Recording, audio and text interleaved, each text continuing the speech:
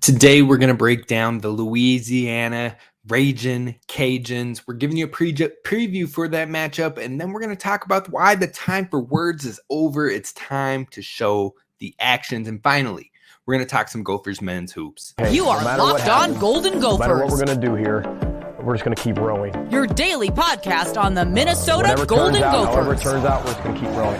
Part of the Locked On Podcast Network. Your team every day. We're just going to keep rowing, and keep rowing.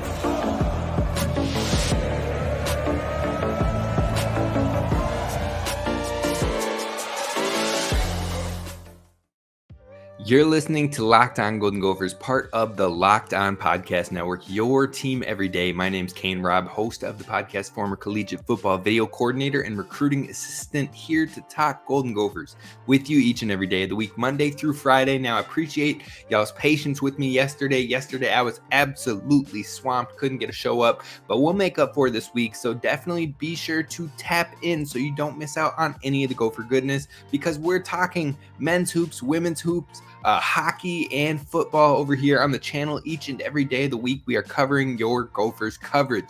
And today's episode is brought to you by eBay Motors. A championship team is about each player being the perfect fit. Same with your vehicle, so that every part fits right. Head to eBay Motors and look for the green check. Stay in the game with eBay Guaranteed Fit, ebaymotors.com. Let's ride. eBay Guaranteed Fit is only available to U.S. customers. Eligible items only. Exclusions apply. Now, today, we are talking about a preview for the Louisiana Ragin Cajuns matchup. It's a matchup the Gophers absolutely cannot drop, or this season is lost. Plain and simple. If you drop this game, all hope is not going to be pretty heading into Big Ten play for the remainder of the season. So you've got to get it right. Yeah, last week was supposed to be a get-right game, and it was not. But this week, there's no excuses. You have to get it done. So we're going to talk about that matchup. We're going to talk about why the time for action is now. And then we're going to talk Gophers men's hoops, which officially opened up this week for practices.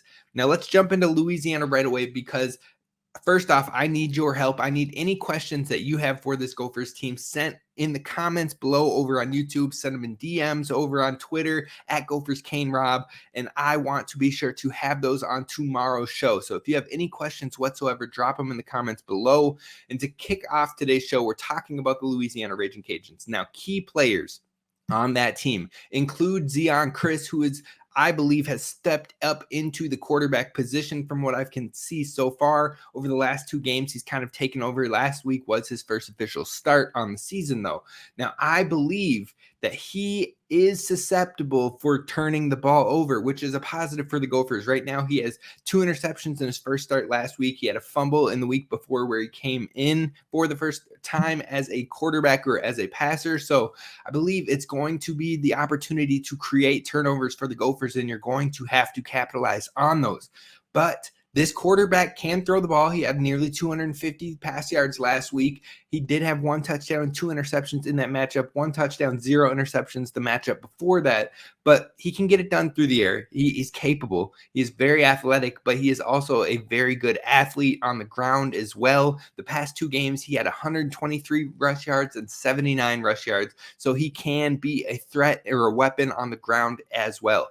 But it's not just him in that rushing department. They have 2 running backs that both have the ability. Jacob Kibodi, who had 311 yards and 3 touchdowns so far in the season, and then Draylon Washington, who has 191 and 1.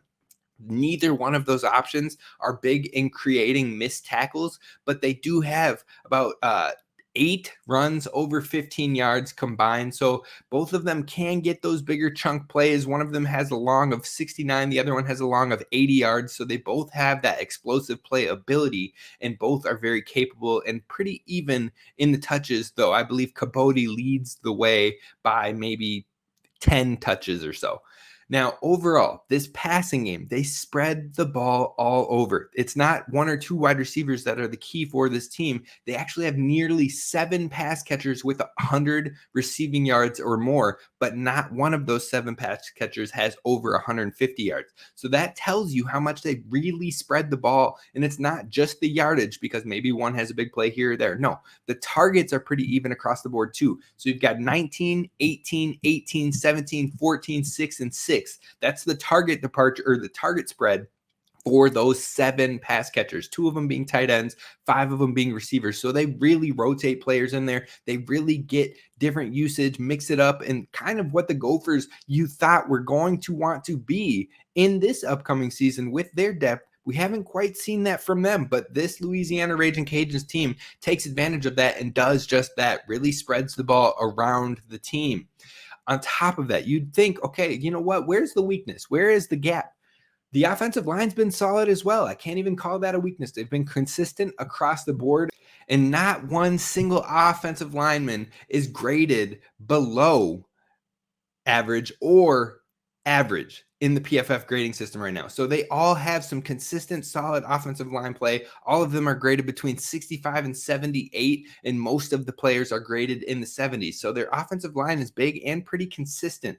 So you flip it to the defense, and thus far it has been a positive for this Louisiana team. They have 2 linebackers in Gant and Edwards who have both been very solid for them on the year, and they have 5 cornerbacks. That's right, 5 that are graded above a 72 or better on PFF, with Patrick Mensah being the best cornerback grade for them of an 84.4, though I do believe he's not really a starter. He's more of a rotational guy who gets about 20 snaps a game. But that being said, the biggest thing for this defense is very similar to Nebraska. They like to change the picture a lot. This defense has presented fronts of a 3-5-3, a 3-3-5, a 3-2-6, and even a 4-down lineman front. So they're going to mix it up. They're going to change the picture similar to what we saw with Nebraska. So we'll see if they can do it at that same level of what Nebraska put out there, that same confusion, but hopefully having that experience with the Nebraska game should help Ethan Kaliakmanis put himself in more advantageous positions, and hopefully we can see improvement on how the offensive line can handle those different fronts. But you can bet they're going to try to watch a lot of the exposure and the openings that Nebraska created and find the ways to attack this offensive line. That was the only game the offensive line has really had struggles in so far this year. So if they can mimic or replicate that, you can bet they're going to give it their best to try. Now, the defense overall is 53rd in pass defense, 63rd in rush defense, and 50th in total defense. So right now it is a top 50 defense in total defense, plain and simple. Now, scoring defense, they don't really hold folks down in the scoring department. They're 91st in the country, and they have 75 turnovers gained. So not the greatest at creating turnovers, but what they are great at is creating that different pressure to get to the quarterback, a la what we saw with Nebraska. They are actually second in the entire nation in sacks per game, and they're first in the entire nation when it comes to total sacks, with 18 already on the season. Through 4 games, this team has 18 sacks. Last year, the entirety of the year, the Gophers had 19 sacks total. So you can tell how much pressure this team is creating for the quarterbacks they've faced so far. Now, that's the biggest thing so far with this team, is they haven't really played any Power 5 schools, and actually the Gophers are their only Power 5 matchup on their schedule. Now, currently they're 3-1 with wins against FCS opponent Northwestern State. They've also beaten UAB and Buffalo, but they have 1 loss to Old Dominion by a single score.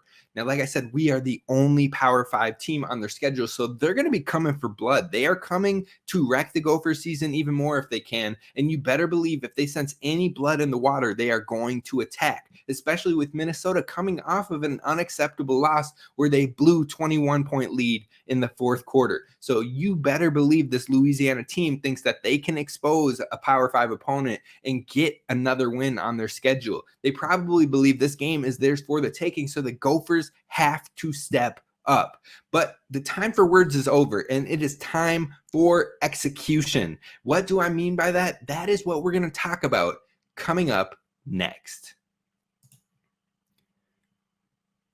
First, I want to talk to you about our friends over at DoorDash, because DoorDash has groceries for you as well. It's not just the quick go-to foods. It's not just the quick bites you want to get from your phone. If you ran out of eggs this morning, if you were really looking forward to creating breakfast in bed for your significant other, but you do not want to go out into the abyss, into the outside world, into the grocery store, you just can't deal with folks right now, and I get it completely. Well, DoorDash can help you out there as well. If you're missing syrup for pancakes, or you just ran out of your favorite coffee creamer, DoorDash delivery, grocery delivery can get you what you want right away when you need it. Now, you've trusted DoorDash before and they deliver from your favorite restaurants, but now you can get grocery delivery that actually delivers too. So you'll get exactly what you ordered, or they'll make it right. So sit back and enjoy quality groceries just like you picked them yourself. And you can get 50% off your first DoorDash order of up to $20 value when you use promo code LOCKEDONCollege at checkout. Limited time offer, terms apply. But again, that's 50% off, up to $20, no minimum subtotal, and zero delivery fees on your first order when you download the DoorDash app in the App Store and enter promo code LOCKEDONCollege. Don't forget, that's promo code LOCKEDONCollege for 50% off your first order with DoorDash. All right, Gophers fans, thank you so much for making Locked On Golden Gophers your first listen when it comes to Gophers daily sports. And if you can't get enough football, college football, you want to know what the latest and greatest is, you want the up-to-date, what the top storylines are, then be sure every Friday to tap into the live college football kickoff show. It happens 11 a.m. to 1 p.m. Eastern time. You can check it out right here on this channel. So be sure to check that out if you need more college football news on the Friday every week. But let's talk about the Gophers, because the time for execution is now, and it is everything for the Minnesota Gophers. Because the time for words and hype is long gone. We always talk about changing our best. You got to change our bet. Look, we can say it as much as we want. You can talk about what needs to change. You can talk about the hype. You can talk about how much potential there is in these players, who is stepping up and who could be an All-American and who could be an all-league quarterback and all that. No, the time for words is gone. The time for proof, the time for action is right now. You have to go out there and prove it. The discipline for this team needs to stay strong throughout. We heard from this team and Coach Fleck a lot, especially at Big Ten Media Days, that poise was the word of the year, and that this team shows a lot of poise and they can handle the situations. And you know what? To kick off the year, they absolutely did. To kick off the year with Nebraska, there were some things that went wrong. There were some things that fell apart. There were some things that it looked like it was over. It looked like it was done. It looked like last year's Iowa game, to be quite frank. But the team responded. The team came back. The team got in the game. The team never believed they were down and out. They came back. They had an amazing touchdown at the end of the game. They had a great turnover to get the ball back, multiple great turnovers on top of a game-winning field goal. That was poise at its finest, and it looked like poise was truly the motto of this team. Then you go on to dominate at Eastern Michigan, but then North Carolina was a hot mess. The poise was gone. The poise was lackluster. There were struggles on the field. We couldn't connect on the big ones that presented themselves. But we thought it was a blip. We thought it was over and done with. And you move on to Northwestern and you're like, oh man, they are smacking Northwestern. Everything's clicking. The quarterback's moving the ball. The running back's moving the ball. The O-line looks good. The defense is standing strong, only giving up less than 200 yards in that first half. One score on a broken play. Without that broken play, you're looking at a team that had less than 100 total yards in the first half. Everything was looking good. Through the third quarter, it was looking good. And then an absolute abysmal collapse. You can't talk about poise after that matchup. You can't talk about holding your poise because it was not proven. It has been a roller coaster of a year on all fronts, and we're only 1/3 of the way through the season. There's still a lot of season to go. But if you have that roller coaster play from the players, you have that roller coaster coaching, you have the roller coaster growth, you have the roller coaster mistakes, upside, players stepping up, players falling to the wayside. It's up and down with all of it. It's not going to be a solid finish. It's not going to be what the fans are hoping for. So you've got to turn it around. You've got to step up. You've got to bring consistency and true poise to every matchup. Because after Louisiana, which isn't a guarantee anymore, if you go out there, you beat Louisiana, after that, it's Big Ten play. It's on and popping. It is the real deal. So you've got to get it together, because any mistakes against Michigan, it's a loss. Any mistakes against Iowa on the road, it's a loss. Then you head into your homestand with Michigan State, Illinois. Those are games that you can win, but you still have to play your best football. You have to play what we saw in the first 2 quarters of that Northwestern game. You have to play what we saw in the moments of brilliance in the first 2 games. You cannot bring the lazy stuff. You cannot bring the undisciplined football. You cannot bring the mistakes, the penalties, the jumping routes, the trying to be a hero ball. You can't bring those moments or you will lose the games. So right now we need more than ever people to step up, especially our veteran leaders, because one thing I've noticed from this team that has just kind of baffled me, and I'm just starting to really realize it, is that the energy and the swagger level is at an all-time low. See, when I was watching this team last year, even through it all, we were expecting the team to be a Big Ten West championship type team, and it didn't happen. But what you saw was a turnover happen. You're seeing the dance. You're seeing Mario Sarimarin and others going crazy out there, firing the defense up and showing this is who we are. This is what we do. You're seeing the fists up. You're seeing the hype. You're seeing the levels of excitement. You don't see that with this team right now. The only player I can recall really getting crazy hyped is Kyler Baugh after sacks. Outside of him, I haven't really seen that fire, especially after the second game. In the moments of adversity, in the moments of difficulty, in the moments of toughness, after a huge play, I don't see the fire. I don't see the energy. I don't see the swagger. Show us you really are that defense. Show us you really are that guy on offense. Show us you can run through, make some contact, absolutely put a guy on the ground and flex on it. I'm not saying taunt. I'm not saying do any of that. I'm saying fire your teammates up to keep going, to keep showing we are the truth. We are real. We can do this. Bring the energy, bring the fire. That is what helped this Gophers team in the past. That is what helped this defense in the past. And we need to see it again now. Tyler Nubin, we need you to fire it up. Justin Wally, we need you to fire it up. Cody Lindenberg, hopefully you will be back on the field soon and you can help spark it up too. Kyler Baugh, keep it going. But we need more fire. We need more consistency, and the time for words is over and done. You have to go and prove it, and you need to prove it this week with homecoming. Because homecoming, your alumni are back. Hopefully the fans will be out there, but it's going to be tough after that Northwestern drop. Hopefully you go out there, you lay the smack down, you light up the scoreboard, and you get right. You have to get it right.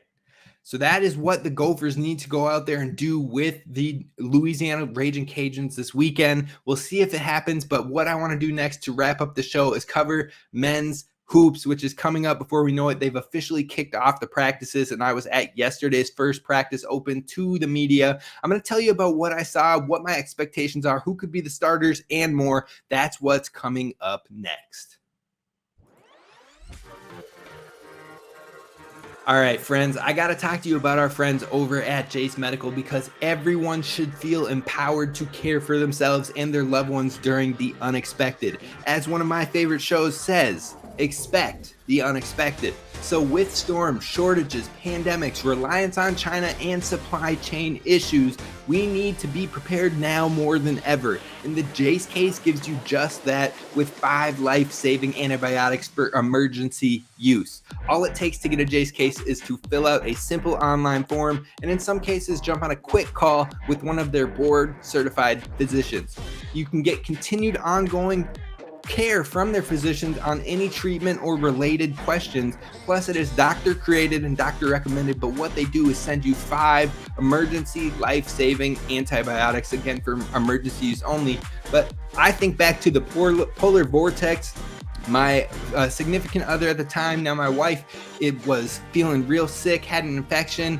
It was freezing. Our cars wouldn't start. I had to think about getting an Uber, getting to the Walgreens after doing a virtual visit, which took forever because everybody was trying to do them with being stuck in the houses. It could have all been solved having it on hand, and I was absolutely thankful that now we have something like that with the Jace case, and you can feel prepared too by getting yourself one as well. Save more than $360 by getting these life-saving antibiotics with Jase Medical, plus an additional $20 off by using code LOCKEDON at checkout at jasemedical.com. That's JASE medical.com.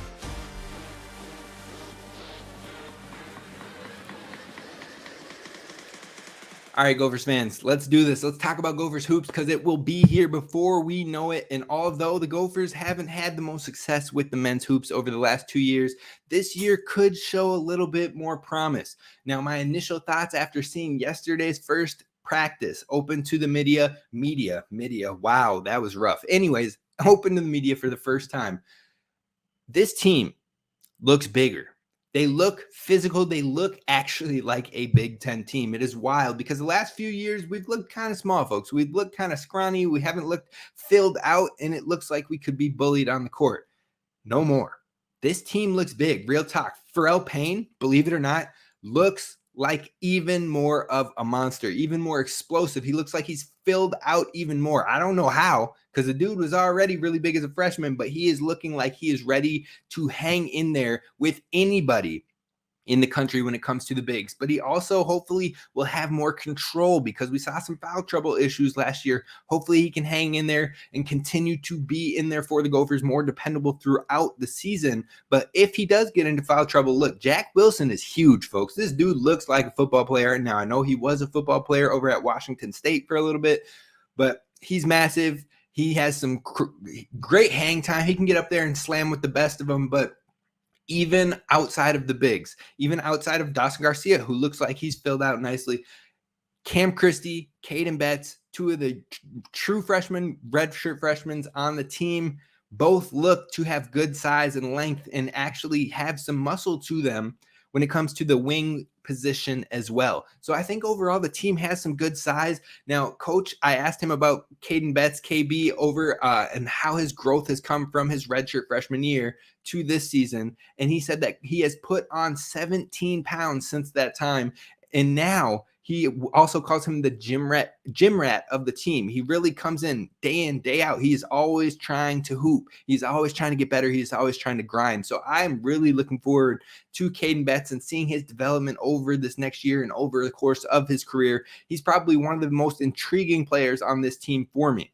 Now, on top of that, Braden Carrington, he looks more confident than ever. He looks like he has more swagger about him. He looks like he could be a solid two-way player for this Gophers team, and I think he's going to be very important. Now, last year, we saw him take on some defensive matchups throughout the year, and hopefully that will continue, and he'll continue to create problems, have reach, have aggressiveness to create issues with some of those offensive scorers in the Big Ten, but hopefully we can flip it and have that scoring option, that scoring factor and threat with him as well. Now, it looks like his three-point shooting confidence was up. It looked like he had some swagger about him. He was ready to go, and I really liked what I was seeing, and I get it was just one practice, so we'll see what happens with the games, but I have big hope and big hype for Braden Carrington.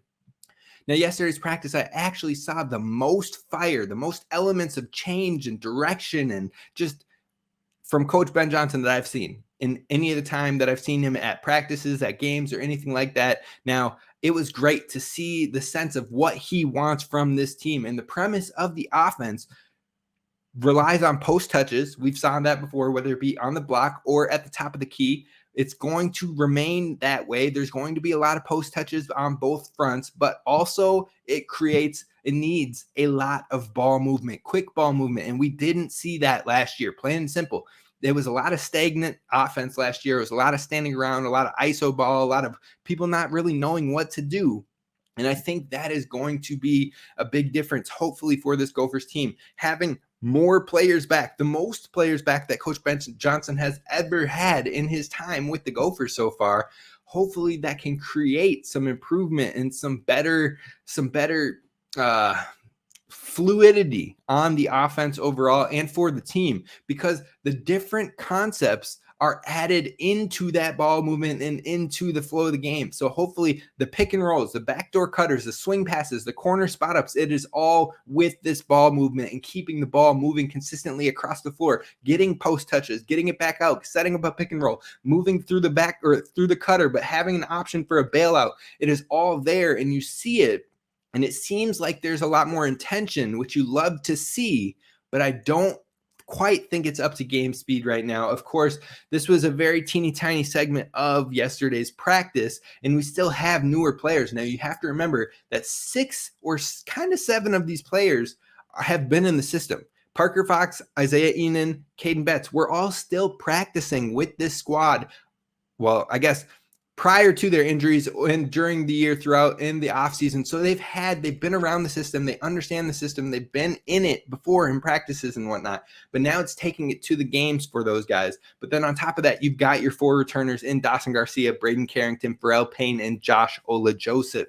So you've got about 7 players that have been immersed in the language of the system and understanding what they see in the film breakdowns and everything. Now it's time to go out there and show it. Go out there and shine. And so overall, you've got a core of 7 players that have been immersed in this offense and should now have very good communication and understanding of it all. But you still have 3 transfers and 3 true freshmen that are still learning the concepts and have to get more immersed into it. So that could have been maybe why it wasn't quite up to speed yesterday.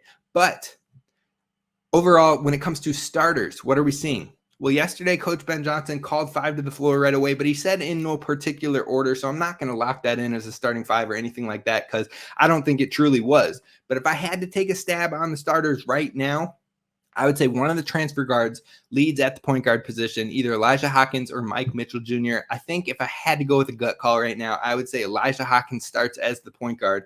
I think Braden Carrington is going to start at your 2. And then at that 3 position, that is the biggest question for me. Do you go with a young guy like Josh Ola-Joseph who can play both ways, who can be that threat for you defensively and offensively and continue to build and progress from his youth in the freshman year that he had where we saw him in 24 games? Or will it be more of a veteran presence like an Isaiah Enan to bring that leadership, to bring that spark, to bring that energy? I think it'll be one of those 2 starting at the 3 position. And then from there, I think you got Dawson Garcia at the 4 and Pharrell Payne at the 5. I would expect that is more of your starting 5. So I got 3 locked in there probably as starters with 2 others potentially in the conversation, or 2 toss-ups at that point guard and at that 3 wing position.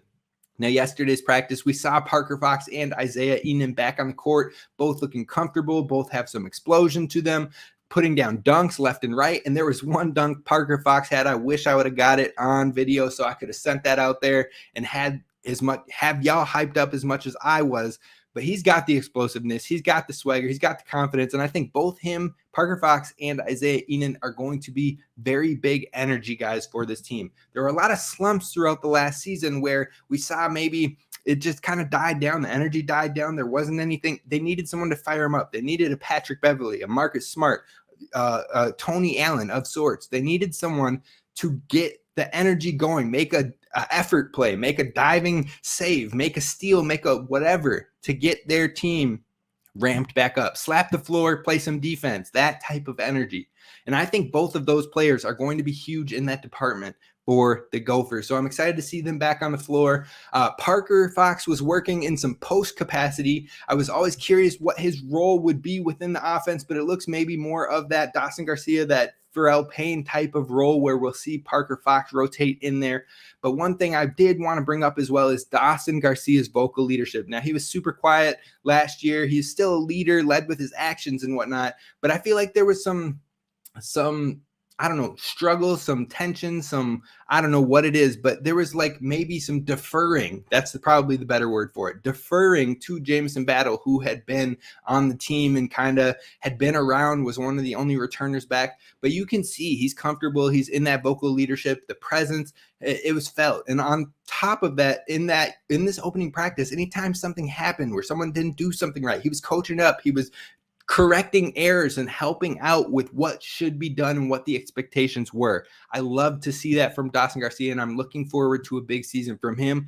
Now, I think this personnel should work a lot better for the offense because both players that really slowed it down last year with some self-creation, more ISO ball, and really didn't keep the ball moving like we saw was the intention in yesterday's practice, Jaden Henley and Jamison Battle are both transferred out.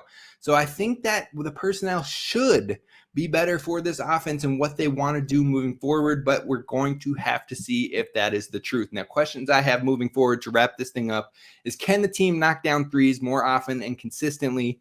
Can they cut down on the turnovers? Because even some of the transfers they've brought in have had some issues with turnovers. And then finally, who can create when they need a bucket?